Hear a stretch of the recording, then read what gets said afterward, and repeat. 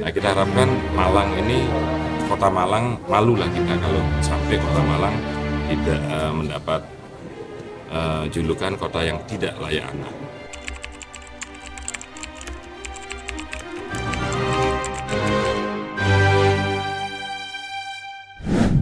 Kemarin kita sengaja menunggu karena begitu kita konsultasikan ke Kemendagri akan ada aturan baru yang muncul terkait dengan aturan tentang anak, perempuan dan anak terutama. Nah, akhirnya kita tunggu sampai hari ini sudah turun aturannya di atas dan sesuai dengan evaluasi gubernur, akhirnya ini sudah disetujui dan beberapa pasal-pasal sudah kita sesuaikan dan hari ini kita sahkan. Intinya adalah sebenarnya perda ini masih berupa kebijakan. Lebih tepat nanti memperdalam di perwal dan petunjuk teknis. Makanya tadi saya sengaja memperhatikan betul ke dinas sosial, karena dinas yang menangani perda ini tidak akan ada artinya jika dinas tidak melaksanakan. Sehingga kita secara teknis di dinas ini nanti untuk pelaksanaan. Nah, kita harapkan Malang ini, Kota Malang, malulah kita kalau sampai Kota Malang tidak mendapat julukan kota yang tidak layak anak. Jadi kita menginginkan Malang ini betul-betul menjadi kota layak anak, tidak ada lagi terjadi eksploitasi terhadap anak, pelanggaran seksual terhadap anak, kemudian kecelakaan yang tidak perlu. Dengan adanya perda ini, ada anggaran yang besar nanti di situ yang siap kita alirkan karena aturannya sudah ada. Begitupun perlindungan terhadap anak ini dengan adanya perda ini, LH wajib membuat taman yang layak anak. Bukan lagi taman-taman yang sifatnya remang-remang atau taman lain, tapi kita buatkan taman yang mengedukasi dan banyak permainan anak. Ya. Kenapa Pak kalau taman remang-remang? Kalau remang-remang kan malam hari, artinya kita ingin taman yang betul-betul terang, terus kemudian ramah terhadap anak. Kalau kita melihat contoh aja sekarang taman andalan kita di Merbabu itu kan nyamuk luar biasa, pasti takutlah anak ke situ. Nah, kita ingin ada, oke lah hutan kota itu perlu, tapi hutan pun tidak harus seperti hutan belantara, tapi di situ ada tempat edukasi, ada permainan anak yang ramah terhadap anak. Beberapa kali kita lihat ya, dan kita minta nanti setelah ini menjadi perda, maka wajib hukumnya Satpol PP untuk menindak. Dan beberapa sudah kita lihat memang itu bukan warga Kota Malang, beberapa sudah dipulangkan sebenarnya ditindaklanjuti, tapi balik lagi. Ujung-ujungnya adalah ekonomi. Nah, makanya kita harapkan di sini, tapi itu memang dari ribuan anak satu atau dua orang aja yang seperti itu sudah menjadi cap di kita, apalagi sekarang medsos yang luar biasa. Sebenarnya Malang tidak seperti itu. Beberapa kali kita menindaklanjuti, memang setelah kita cek orang tuanya bukan orang Kota Malang, dan saya jamin dengan Dinas Pendidikan juga jangan sampai ada anak putus sekolah di Kota Malang dan kemudian RT RW harus aktif di lingkungannya dengan adanya perda ini. Ya. Pak, kabarnya anak-anak yang jualan itu dieksploitasi, ada orang-orang di bawah itu. Ya, makanya Mas, ini juga nanti kan kaitannya dengan Polresta Malang Kota juga.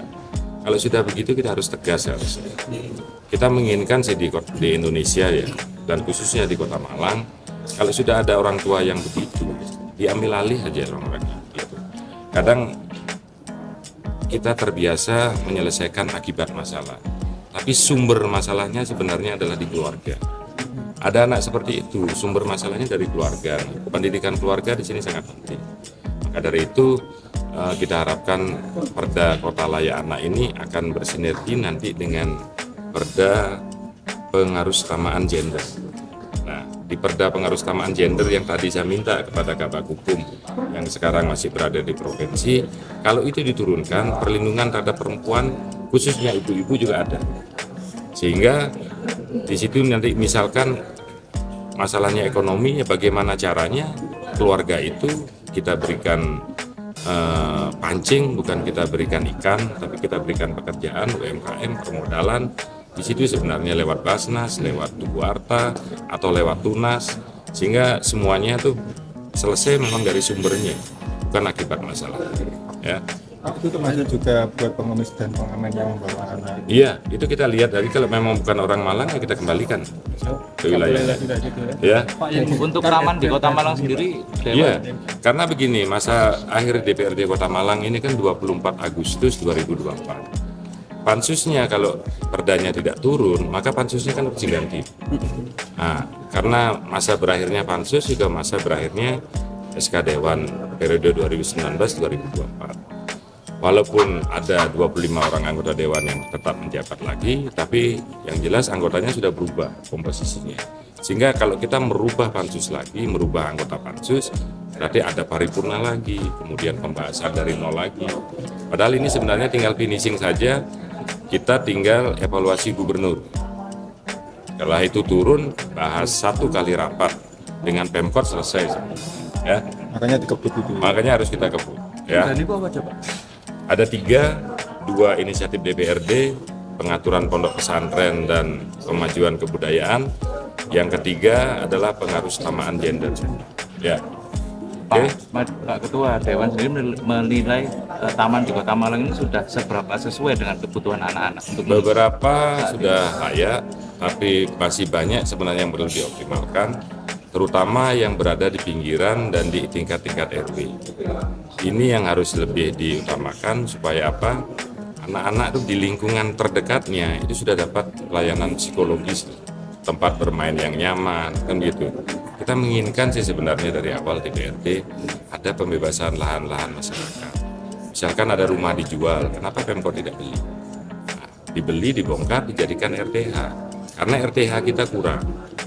Kami di tahun 2025 ini akan mengusulkan, saya selaku Ketua Badan Anggaran, ada anggaran 5-10 miliar untuk pembebasan lahan setiap tahunnya untuk memenuhi RTH. Kita harus ciptakan RTH di tengah-tengah pemukiman warga. Atau juga ada tanah warga, rumah warga yang dijual, dan kalau itu untuk kepentingan warga, saya rasa nggak masalah kita eksekusi, tapi kita robohkan, kita jadikan ruang terbuka hijau, dan ada taman-taman ramah lingkungan di situ. Dimulai kapan Pak? Kita nanti minta 2025 akan kita anggarkan. Iya. Berarti draft aturannya itu Sudah ada, jelas itu kan ada di ini Mas, di Ranperda RT RW kita, Perda RT RW kita kan jelas bahwa Pemkot Kota Malang wajib menyiapkan 30% RTH. 20%. Dari situ aja dasarnya. Berarti usulan anggaran 5-10 10 miliar kita cadangkan. ada di Ranperda. Ya, nanti usulannya dari bawah, bukan di Raperda, Mas. Tapi itu di rapat banggar dengan tak BD sudah bisa. Masukkan di mana? Di BTT. Belanja tidak terduga, kan gitu. Di situ nanti kita siapkan.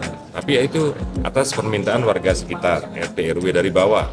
RT RW bilang bahwa ini ada tahan strategis, dijual punya warga, mohon Pemkot untuk membeli.